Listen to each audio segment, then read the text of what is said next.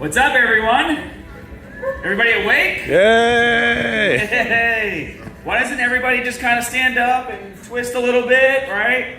Come on, let's go, everybody. Get the glaze out of your eyes. Calisthenics. A little calisthenics. I won't make you do push-ups, but just, shake it out a little bit. For those of you who don't know me, my name is Scott Herman. I'm the Director of Talent Acquisition for Wackamy Games. But some of you might know me from my main YouTube channel, Scott Herman Fitness. Yeah, that's actually how these guys got in shape. Still working on that guy. It's a work in progress, just like crypto. So, what's up, guys? How's it going? Good, good. You guys ready to have some fun? Talk about NFTs, talk about gaming, and what's the future of all this, right? That's why we're here. I love it. And thanks for joining us. Appreciate it.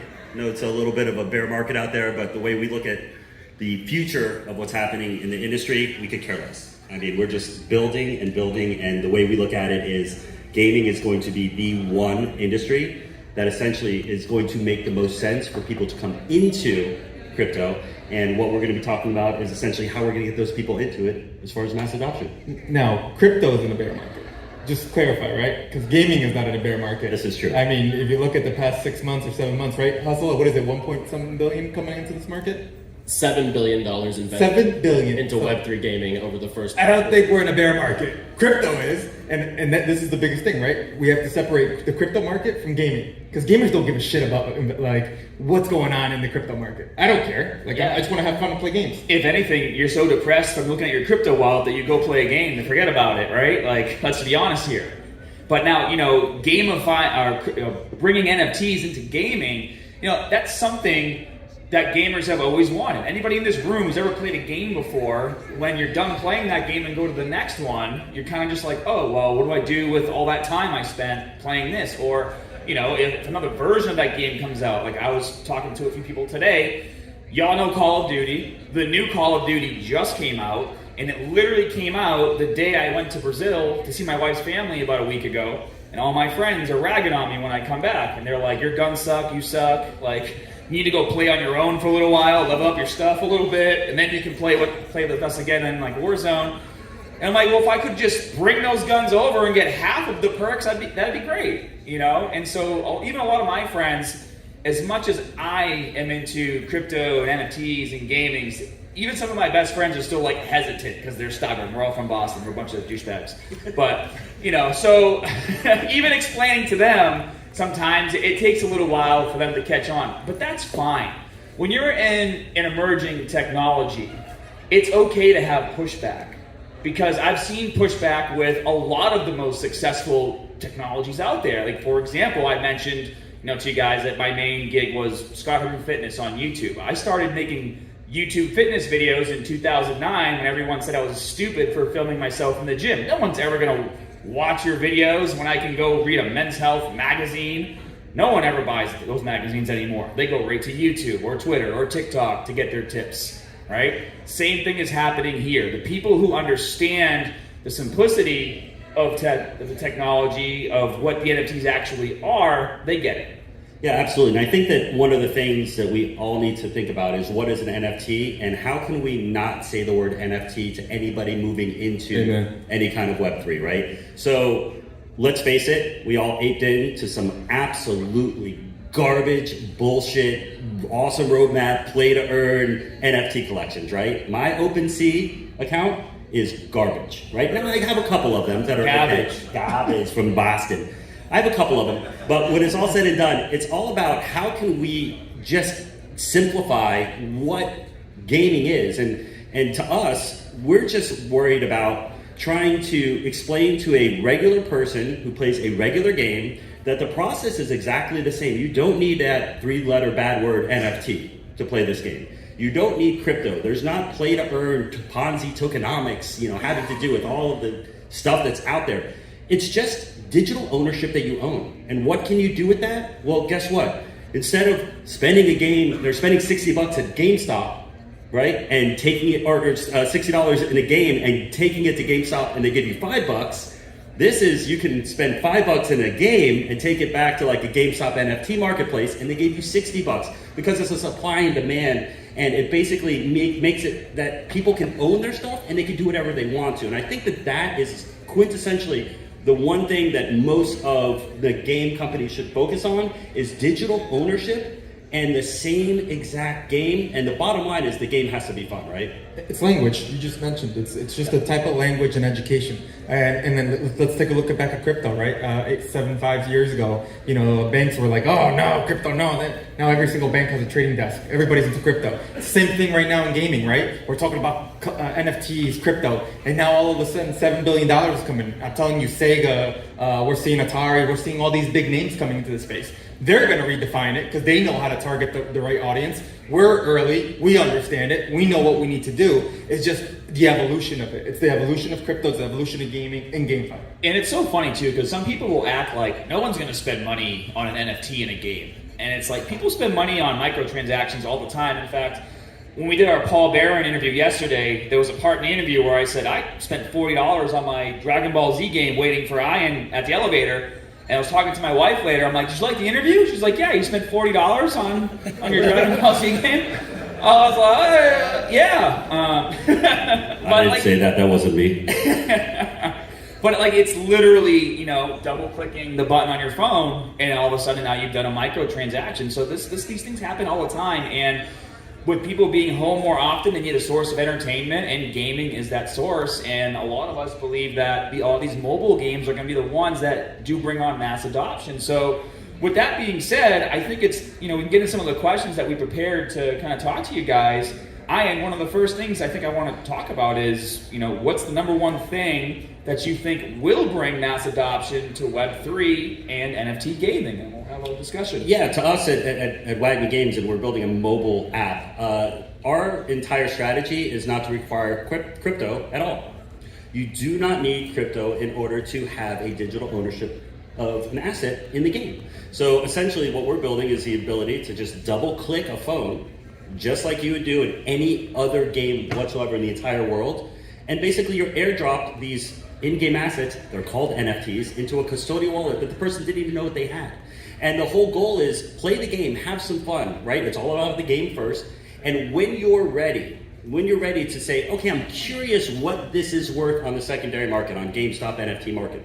Well, your level 5, human emperors trading at $50 a piece. Wow, I spent $8 on that. That's interesting. How do I do that, right? And then it's the educational process after the fact, after they're into it, that we feel, and we're all in as far as just making it so that you don't have to have any crypto or a wallet. Which, let's face it, the first time you guys set up a MetaMask wallet, how nervous are you with that seed phrase? First time or even now?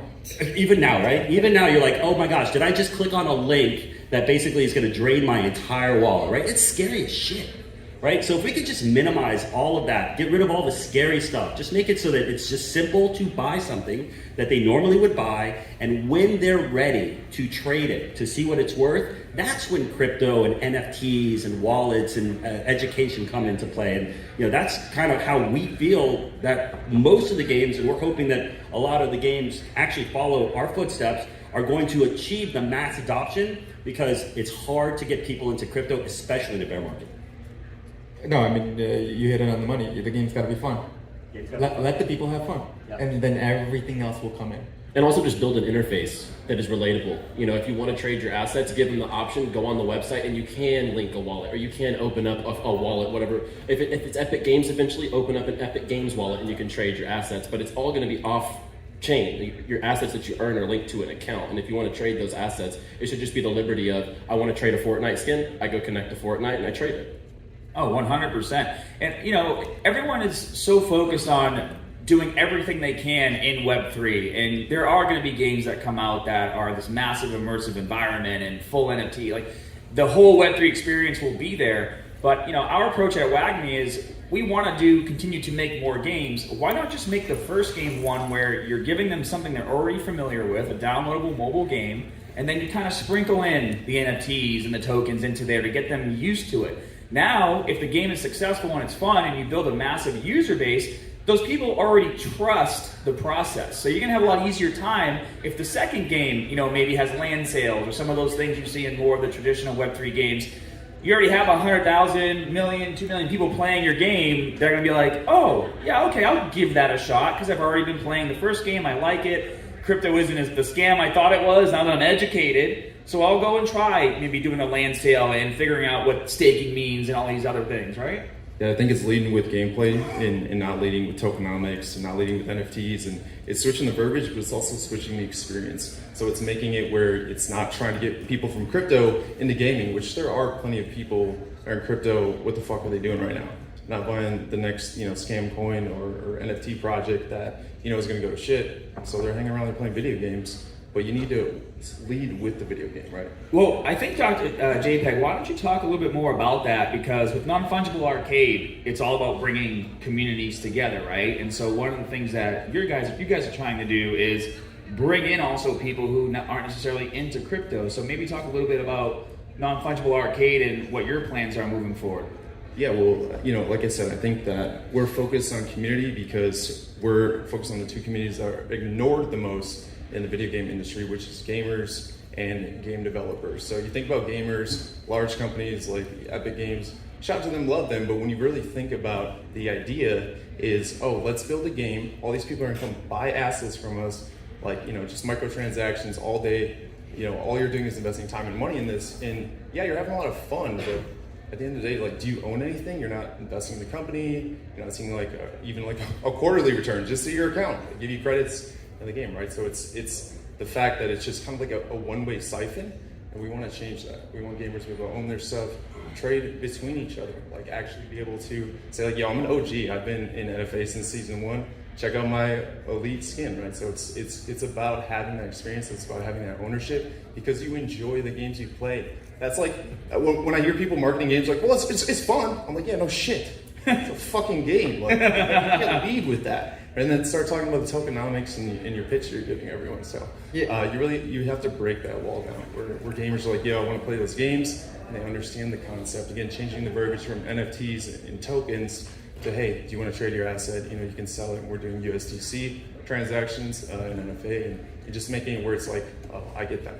And talk about the community, right? The community feedback and being able to kind of just have that conversation with what the community wants or needs or ideas, right? I mean, that's huge for everything that you're building. Yeah, I mean, our games are built by gamers for gamers. When I started this, just literally wanted to recreate Teenage Mutant Ninja Turtles in Time. I was like, well, let's just see how this goes. And it's just snowballed from there. But, it's really about that we took it and we introduced it to our audience. OG started, closed Discord, still closed Discord, 400 people, hey, check this out, try it out, and they give us feedback. We literally have a feedback section, ideas, and then our team goes and meets and talks about it.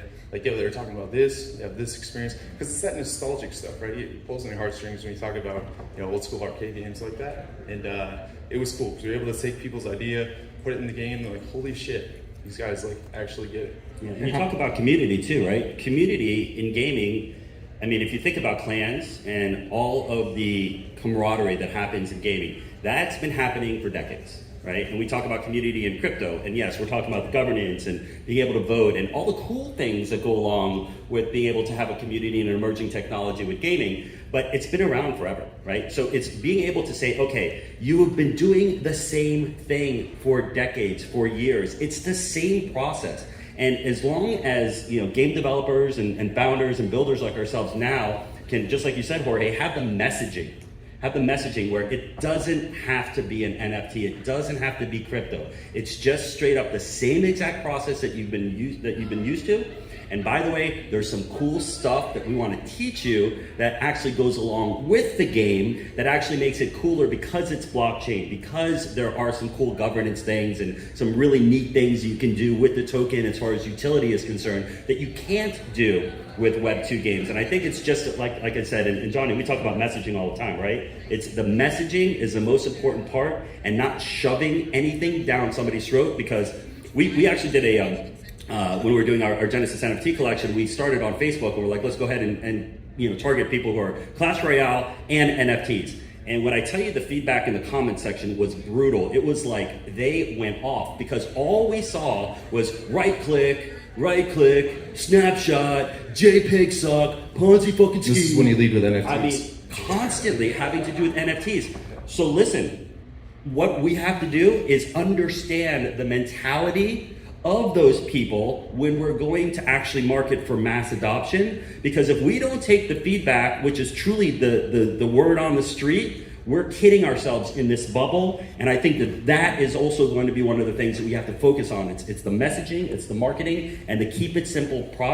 stupid process. And as long as we can just simplify things as builders and founders, yeah, there's a lot of moving parts with all the tech that's going on, with all the things that we're doing, because it's a lot more complicated, but it's all about just trying to make it as simple and as seamless as possible so that the user has no idea that it is a blockchain game. It's just a cool game. It's all about the packaging. You know, a lot of what I do is I do a lot of outreach to like gamers and streamers and content creators, because we're getting very close to releasing our game, and I need to get the right message out there. And so when I talk to gamers that are streaming on YouTube or Twitch, you know, they're afraid to bring up a crypto game because they know they're going to see the comment section just like we saw on Facebook. And so I say to them, I go, well, it's all on how you present it, right? You know, because I do a lot of streaming on my gaming channel, and the games that I stream, I'm getting duplicates of all the best characters, because the videos that get the most amount of views are the ones that are exciting, where like, you know, you spend the in-game currency and you have a banner and you get new characters, and you get a lot of duplicates.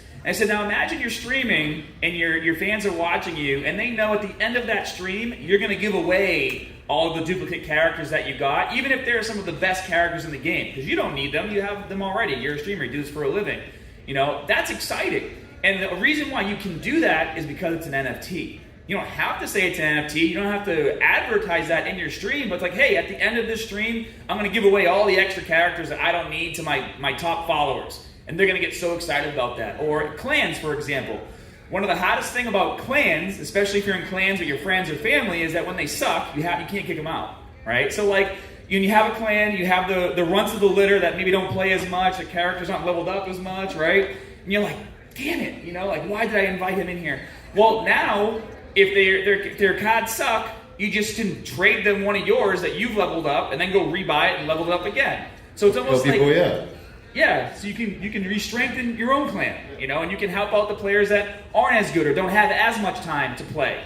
And then now everybody's happier. And these are ways you need to explain it to the traditional gamer for them to understand what the opportunity is. Well, and the thing is, this has been around for years and years and years. You look at the CSGO markets. I think the other day, a CSGO skin, if I'm not mistaken, sold for 6 figures. 6 figures the other day. This is basically the Web 2 iteration of NFT gaming, and it's been in front of our noses for years. But the thing is you still actually don't own those assets. It's just a part of your account. You're just trading those assets. Luckily, CSGO has a system where you're able to actually trade your skins. But all this is doing is actually make it empowering to where it's not just linked to some email password account. This is linked to your immutable wallet, which you cannot be compromised if you're secure, and it is yours. You're the verified digital owner of that asset. And it's an in-game collectible, it's not an NFT. Yeah, excellent. Oh, so what do you guys, speaking of gaming and tokenomics and things like that, what do you guys think the future is of tokens in gaming? Because there's a lot of games that come out that have tokens. Are they integrating them correctly? Do you think that maybe they're trying to over-integrate tokens into the games just to make it crypto? What do you guys think about that? Is there tokens in Web 2 gaming now? In CSGO? Only at the arcade, and you put it in the... Yeah, I mean, there's no tokens in those games. Why is there tokens in our system? It's just because we come from the crypto market, right? And I get like, this is a funny thing, right? At arcade, you know, we're separating the meta gamers and the gamers, right? Because that's just the way that this GameFi market has evolved. But in reality, it's like, why do we need to have tokens in certain games? Like, games should just be fun and play the game. Like, if you're gonna add the word digital collectibles and all that other stuff, cool, do that. But, you know, don't tell me I have to go buy your token from, you know, I have to go to Solana or ETH or whatever. JPEG, we say this all the time, right? When we talk to gamers, like, you don't go to your friend and be like, yo, dude, I just made it 1 ETH. And your friend's like, what's 1 ETH? But if you go to your friend and like, hey, I made $1,000, you're gonna understand, oh shit, you made $1,000.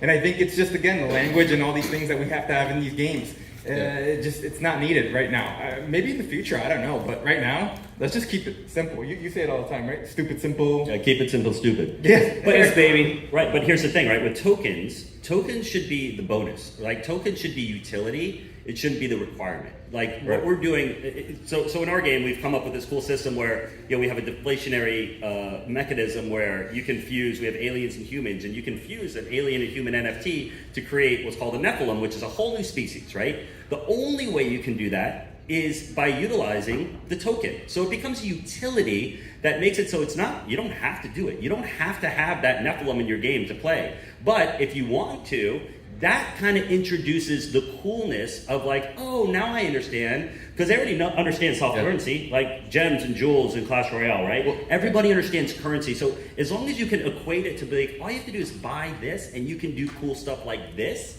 well, then the tokenomics and all the things that are go away as far as like what we know as far as this speculation of buying against a chart, things like that. Yeah, I mean, you said it, man. Games have in-game currency as an option. You don't have to go buy that to upgrade your characters and do things like that. But So the only things I can think of inside of traditional games, like RuneScape, there was gold, and Call of Duty Warzone, there's COD points, right? But you purchase the COD points to purchase skins and battle. Like you only utilize those to purchase assets inside the game. I actually think that tokens inside of games, for the most part, is unnecessary, and I think that over time, when you unlock you level up in a video game, you unlock a skin, you unlock a helmet, armor, an asset that you can use in the game, an attachment for your weapon in Call of Duty, whatever it is, that should be the same exact way. Those are the NFTs. It shouldn't be a value derived off of a currency, which is based off. yeah, and when we have that where it's a limited experience where you can actually unlock things as you level up in the game's interface. So I mean, that's a good point, because then it's play to own, you know what I mean? Like you can't just buy the best skins, you know what I mean? Like you have to earn that as a gamer, or you gotta pay the man. Someone that worked their ass off playing this game, you know, now they can cash it. Well, and gamers hate that. They hate what's it called, pay for power, right? Whenever you have a game that's pay for power, like Pay to win.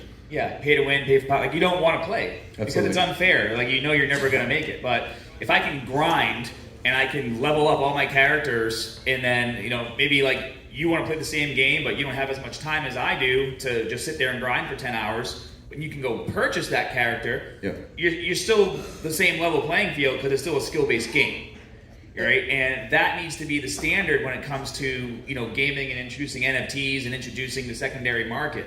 Yeah, and I just want to add, like, to give you guys some preface, is like, why are there tokens? Well, again, the way the crypto market was, VCs would invest in tokens in like layer 1s, layer 2s, and all that. So when GameFi evolved, they were like, okay, I want tokens in your game, and they're like, oh, okay. So this whole idea of like buying and selling tokens and all that stuff is really kind of, again, from the history of the crypto market. Now, when you go talk to a game and they're like, are you doing a token sale? They're like, a what? No, it's like an equity sale. Okay. And we're seeing now that change, right? And we're seeing VCs change the way that they're investing. We're seeing kind of the whole playing field changing right now, especially with the bear market that's happening with the crypto market. VCs are definitely rearranging. This was, look, the crypto market has always been a quick, make a couple dollars here, bam, you're $100,000, now you're a millionaire. Buy an ape, you're a millionaire. Same thing happened in the GameFi market in the beginning. Now it's like, okay, we're all of us are here switching the method, the theory,